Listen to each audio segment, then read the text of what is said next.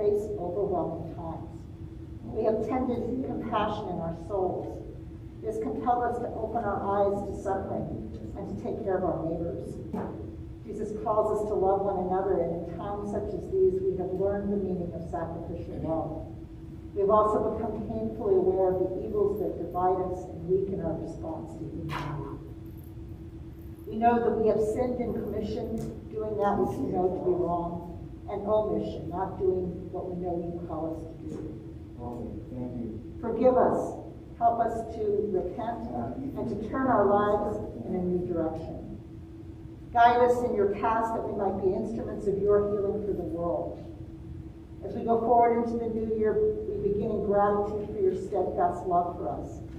You have shown us the strength of our better angels. You have given us courage to do what is essential to support the healing and safety and health of our brothers and sisters. You have given us the fortitude to carry on in the face of uncertainty. And you have made us strong enough and good enough to be the church that you call us to be. Grant us your wisdom and your power as we step into this new year. May our hopes be answered. May our fears be quieted. May our anger be calmed. May our grief be borne in faith and love.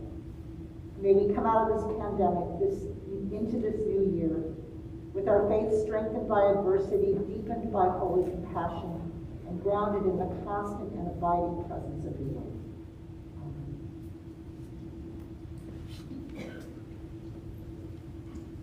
Thank you, Pastor. Now, we are live. Okay. Welcome to those of you out. Have a full quorum. We do. Okay. Good. Al, Yes. could you take your mask when you're speaking? Okay. Please. Let me try to closer to the mic first. Okay. Thank you for reminding me of that. Okay. 20 minute delay. Yeah, and for those of you who are out there watching this live stream, there's a 20-second delay between what we are saying and our experience here and what you are seeing. So that may interfere with the continuity of what we're doing. Now, here is the agenda for the meeting. You have a copy of that in your packets, which were provided to you earlier. So we'll proceed with this agenda. Any comments or clarification? If not, next item of business will be to approve the minutes of last year's meeting. That also is in your packet. I don't believe that's up here on the screen. We're supposed to look at it ahead of time, right? No, they're supposed to read it before they came here. Yeah. Hearing no comments, we'll accept the minutes from the last meeting. And also, we will have in your packets the annual reports from the various committees in case you want to have questions or comments about that. I move to approve. Okay. Thank you, Jane. Second? Okay. Anything? All in favor? Aye. Okay. Opposed? We're good. Okay. I didn't see the second, but I didn't see that. Leslie, second. Okay, next will be the report of the nominating committee. It's the first item of real business, so I'll call on Sue Clancy to come up and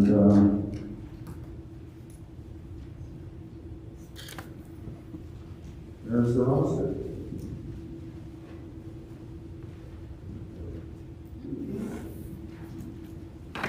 Good morning, it's good to see all of you today. Please turn to page 37 in your booklet of the annual report. For our officers, we have nominated Leslie Peabody as vice moderator. Are there any other nominations for vice moderator? Seeing none, the nominations for vice moderator are closed. On the church council for the historian and financial secretary, they have opted to remain on for another year. There will be no nominations. Boards. Board of Christian Ed, we have Laura Crawford, Claire Wedlin, Teresa Tice, Jamie Anthony, and we have one opening. Are there any other nominations for the Board of CE? Seeing none, The nominations for board of CE is closed. If you would like to volunteer in the future, please contact me and we will be happy to put you on board with the rest of us. Officers, clerk Kim Whiteman is staying on, and treasurer we have Laura Hesmovich. Are there any other nominations for treasurer? Seeing none, the nominations for treasurer are closed. Council, member at large. Kim Gardner, has been nominated for a third term, and the assistant treasurer is Ivan Beek. Are there any other nominations? Yes, David? So I recommend we accept the ballot as presented and vote on it as written. Are there any objections? Second. If not, the nominations for office are closed and are presented as page 38, 37, and 38 in your annual report. I move we cast a white ballot. We need a second for that. Who's that? All those in favor? Aye. Okay.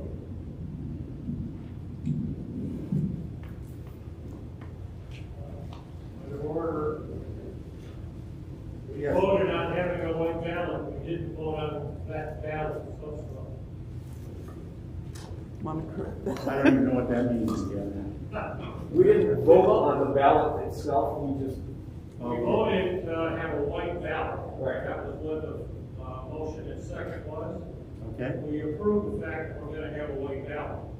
Now, as Dave said, we have to vote that white ballot. Okay. With those people or not. Okay, the vote would be either to vote for the slate. Microphone. So the vote would be, having approved the white ballot, vote to accept the roster as presented. Correct. Okay, is there a motion for that? Yeah, we already have. We have the motion for that. All in favor? Aye. Opposed? The motion carries. Next, we have a report from Dave Whiteman, who will talk about our budgetary aspects.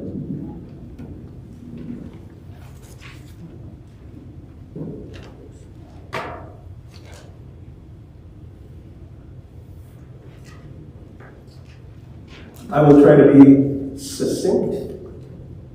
So the budget was presented in the packet. This will show that budget. We'll go through it in income and expenses and talk a little bit about our logic of where we're headed. We didn't receive any questions, so I'm assuming that most of it was pretty self-explanatory. On the income, regarding our pledging for last year, we lost 7 pledge units.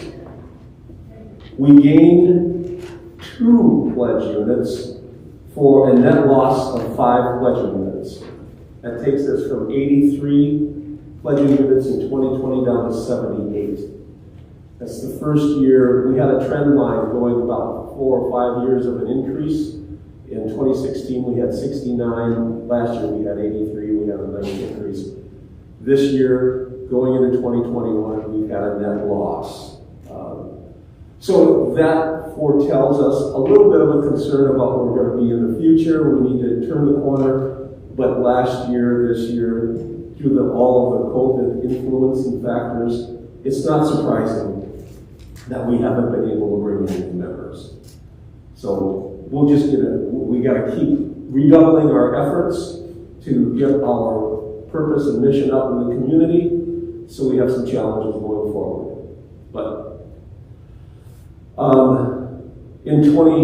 going into the 2021 pledge drive, we had 10 pledging units that reduced their pledges, and that was down $25,000 net loss, net reduction in those 10 units. Pretty healthy drop. We had 17 pledge units increase their pledges for a 9K increase. So we didn't overcome the drop.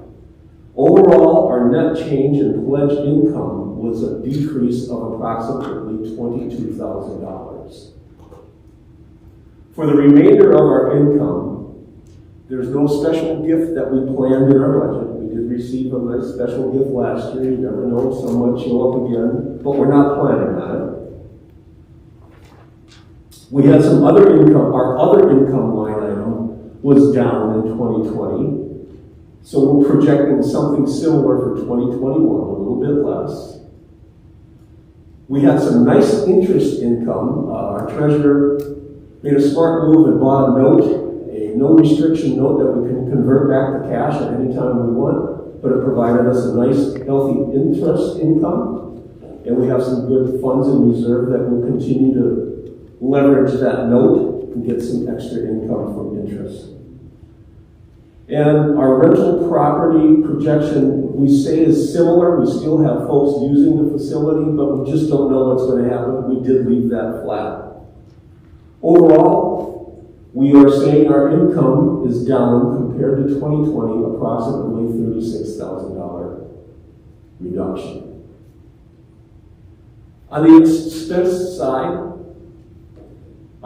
we asked boards and committees to take a real hard look at what their needs are, and they did a great job of keeping the requests in check. We have to compliment our trustees, who throughout the year did a great job managing our expenses, and we expect a continuing ability to keep our costs in line. Excuse me.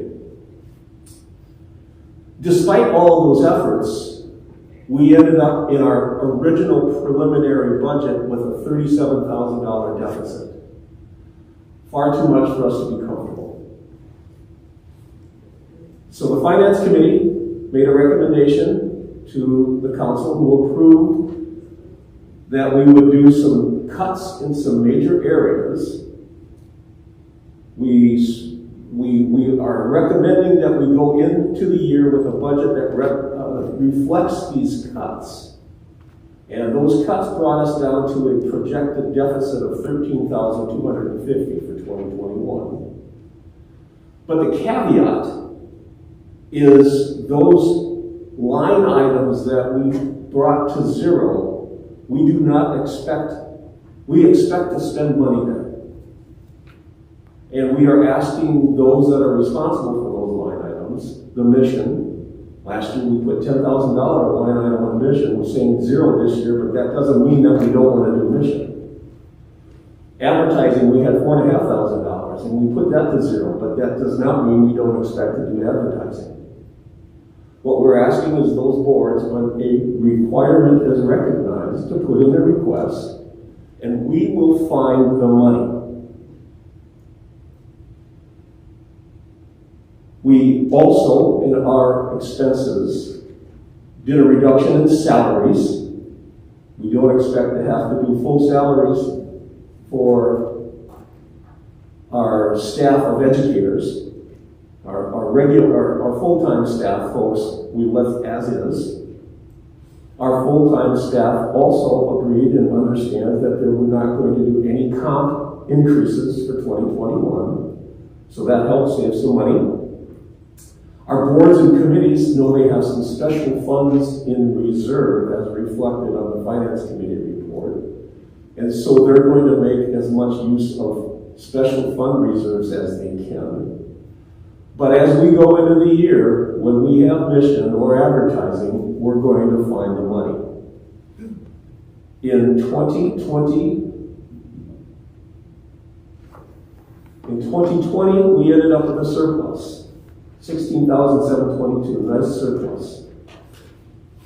Special gifts contributed to that. We had some other folks that did a good job of exceeding their annual pledge dollar amounts. That surplus is added into our our general fund reserves in the bank. So going into 21, we have over $100,000 in cash reserve in the bank for our general fund. We have other cash reserves for capital and other special funds, but for the general fund undesignated, there's over $100,000. The council approved using those funds to help offset the deficits as we go throughout the year and the special requests that come in throughout the year. We don't want to do that long term. Dipping into your savings is never a good long-term plan. But savings are there to help you get through extraordinary times. And we have extraordinary issues that we need to deal with, so we're going to use extraordinary measures. Long term, it's imperative that we get back to a growth trend line for membership. And we'll actively work on that on the council with our strategic planning and doing the actions that have made us successful in the last 5 years. We'll get back to it. But for now, we're going to have to use some of our reserve dollars to get us through these difficult times.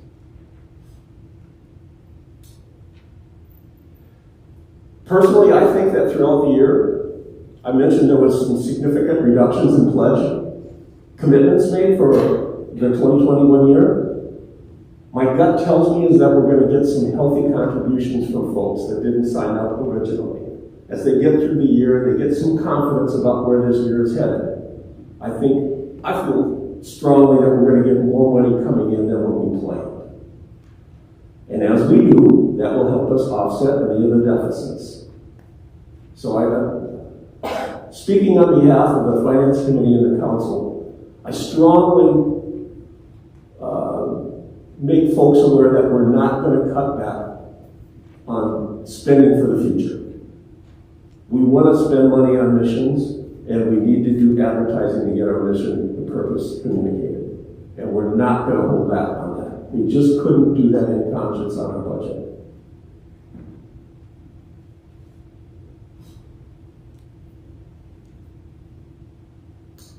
Okay? Should we ask for questions at this point? Maybe there's somebody who's called in or Well, we can ask them questions. This isn't a shy group, so they usually speak up if they have one. So we have a question over here from Mary Woodridge. I want to do a deficit like this. So do we need a microphone? I'm just going to repeat your question. I'm just questioning under Debbie's insurance and dental, that just seems awfully high. Medical and dental, I'm sorry. So the question from Mary is with respect to the budget line items for medical and dental for our pastor, and that they seem rather high. Sue, do you want to make a comment on that? I think the thing to know with You need a microphone. Yeah, I think the thing to recognize there is that this is a family plan, and then we have your two daughters are still on that plan. And in accordance with the co-agreement, we cover the full cost of that insurance, unlike probably some of you, when your employer pays some of it, you pay some of it. In this case, we pay the entire cost of that.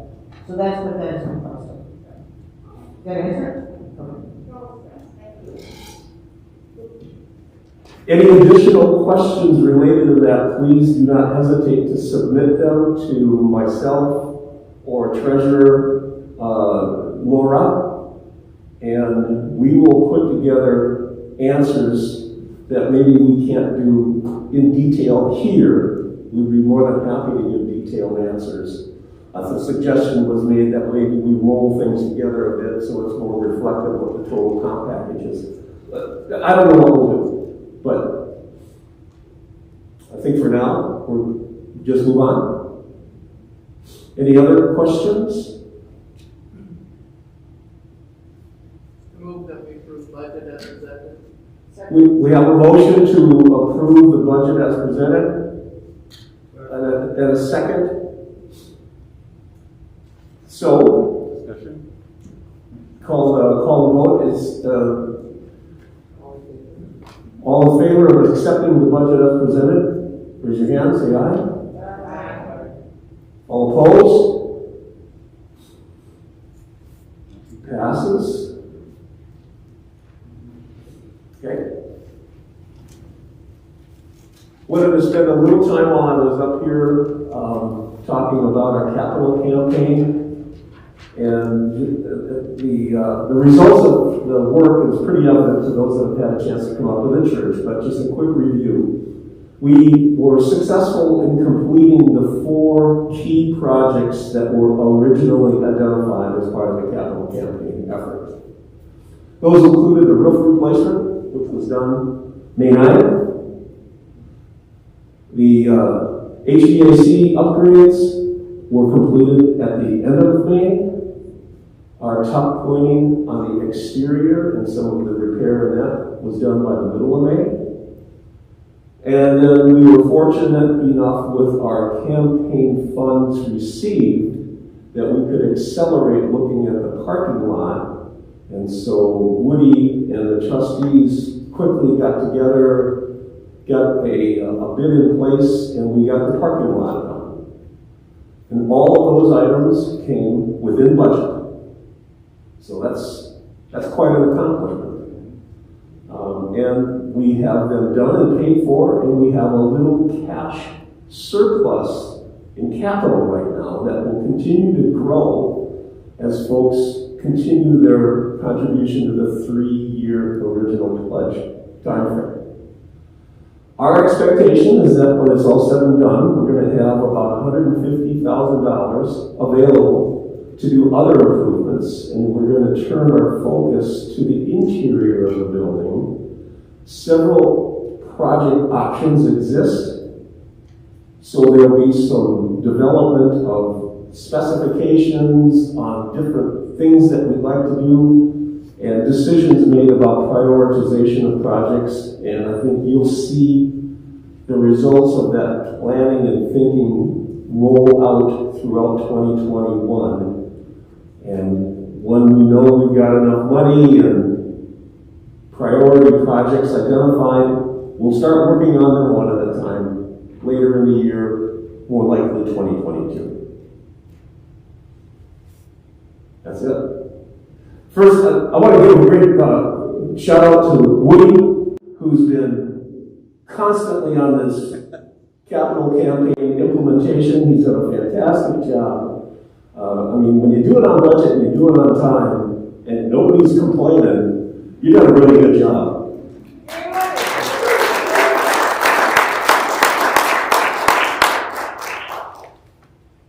That's it.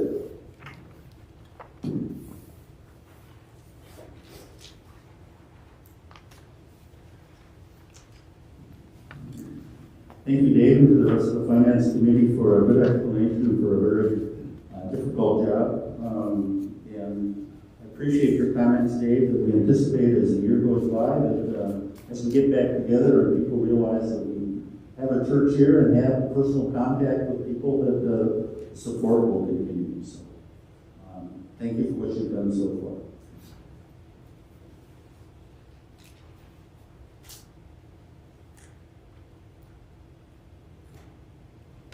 The next item on our agenda is a COVID-19 task force update, so I want to talk about that just a little bit as to where we've been. Back in May, the council charted the COVID task force when it was clear that the COVID virus wasn't going away anytime soon, and boy, hasn't that how it's turned out. Our task at that point was to monitor the guidelines and requirements being developed primarily by the Minnesota Department of Health, and then come up with protocols and other kinds of changes to our building and how we use the building to make sure that we had the maximum safety. In some cases, this resulted in limiting building access. I know some people probably felt that was a punishment, but at the same time, it was done primarily early on to keep the staff safe while we developed the appropriate protocols. We then established sanitation and sign-in procedures for building entry, and then how to behave in the building, like wearing your mask at all times. That's a reminder in case your mask is slipping. Supposed to cover both your mouth and your nose. We also established occupancy limits and traffic patterns, and you can see that from the things on the floor, to provide as much social distancing as possible and necessary. And then also we set out to monitor the progress of the virus in the community and make appropriate recommendations to the council as to should the building be open or not.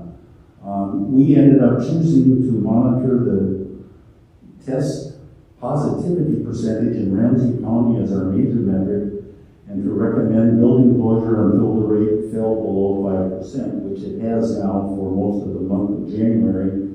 So as a result, the council's made a decision for us to open up to limited in-person worship in February. Our target date at this point is February 21st, and you'll be seeing more on that. The task force will continue to monitor the situation and to make appropriate recommendations to the council. Our primary task was to develop the protocols and the awareness of how to handle the virus. Now we're moving more into a decision-making phase, so we may end up doing some restructuring of how we look at that so we can make timely decisions. We also want to start looking at what's necessary to allow us to open Sunday school at the appropriate time. Chances are that will be next fall, but also start thinking about that, and then the nursery for people who have families. So at this point, I'd like to have a special thanks to Vern Hagel, who's in the back, who's done a lot of work in data mining, understanding what the state of Minnesota's done. Kim, who has really helped with a lot of the implementation and writing of the protocols. Pastor Debbie, Joel Peterson has been part of our task force. Kathy Stone, Sue Clancy, Sherry Howe, and Sherry Holcomb have also really contributed to getting us to the point where we are. I know we would all like to be back worshiping in person more actively than we are, but I think we can feel good that we got through the year without having a COVID spread or event in the church, and safety was our primary goal up to this point. So you'll be seeing more on that and working ways that we can also better communicate to the congregation why we make the decisions and what the status of holding or not is. We're just all hoping that there won't be another outburst and we'll have to go back into closure, but we'll see what happens. So that's it for the COVID task force. If people have any questions regarding that.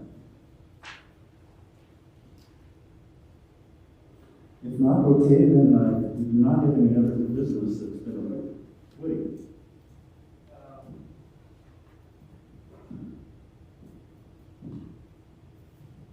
I'm sure most of you here know that the HVAC system has been implemented with UV for the sanctuary and the fellowship hall, so that the air is constantly being cleaned as we have moved throughout the building, or throughout these two major areas. There is spillover from the sanctuary into the narthex and the fellowship hall into the narthex, into the air system that goes through the rest of the eastern part of the building. So we are working on making sure that the air is clean. So I just thought I'd bring that up. I appreciate that, and again, I want to thank you for the efforts that you put in to make sure that happened. I did a lot of research, figuring out the best ways to provide added protection over and above the air exchange, and that is a key part of our decision to want to have this meeting, because we can be comfortable with the air is as clean as we can make it, and also for opening. So again, thank you for that. Okay. If there are any other comments, we'll move on to the remarks from the outgoing moderator, and then I'll turn it over to our incoming moderator, Sue, for any remarks and closing meeting. As moderator, I just want to say that 2020 certainly has been a challenging year with unique challenges for sure thrown us by COVID, and yet it was a year with its own successes and things I think we can feel good about.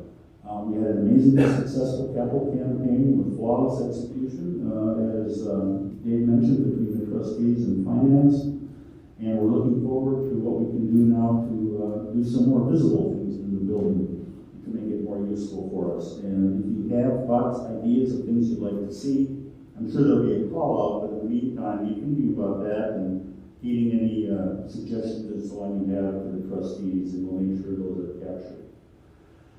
We also put a lot of work into developing an online ministry, and I'd like to thank the entire staff for that. Heather and Debbie have done a great job getting us up to speed. Scott and Ryan Cogswell have both worked behind the scenes to make sure that things happen and to figure out how to do things. that we just did not know how to do before. I think we're approaching 50 online services.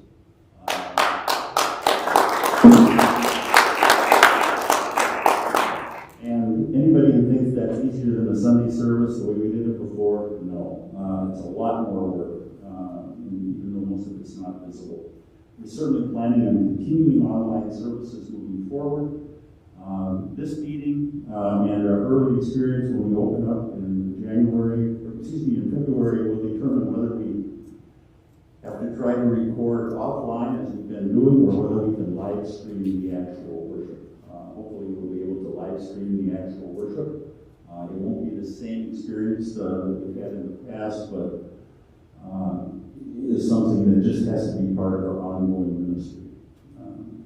Another thing that we did, I think we did a good job of continuing using regular meetings of small groups.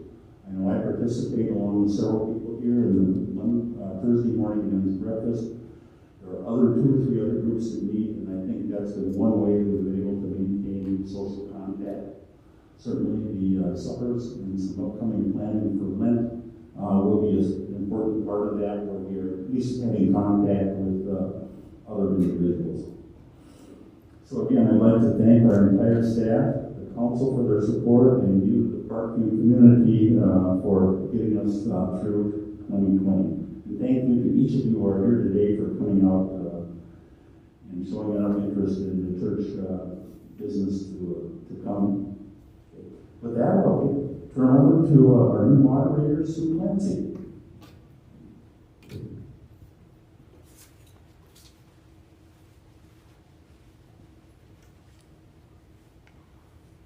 Thank you to all of you for your time and talents this year. It's been a very busy year and a challenging year for all of us. At this time, I think our moderator, Al Holcomb, and his COVID committee, and all the rest of you deserve a big round of applause for keeping us going.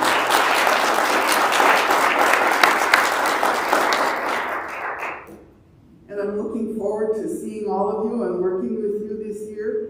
And hopefully we can all be in person real soon. And at this time, I'd like to turn it over to Debbie to say the benediction. Thank you.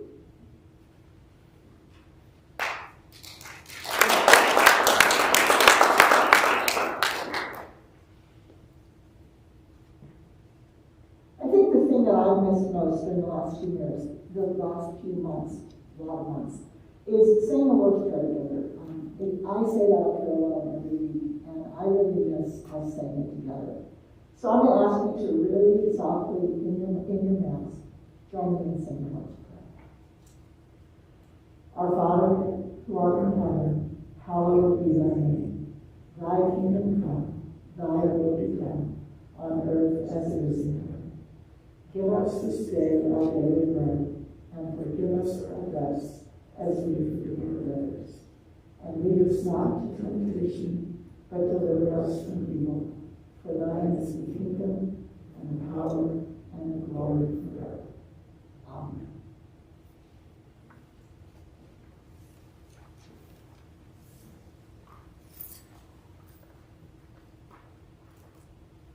Thank you, Debbie. That is something that I think we all miss, along with being present during the prayer responses and so on. If there is no other business to bring before the meeting, do we have a motion to adjourn?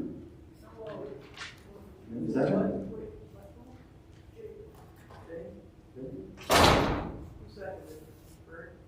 All in favor? Aye. Opposed? The meeting's adjourned. Thank you, everyone.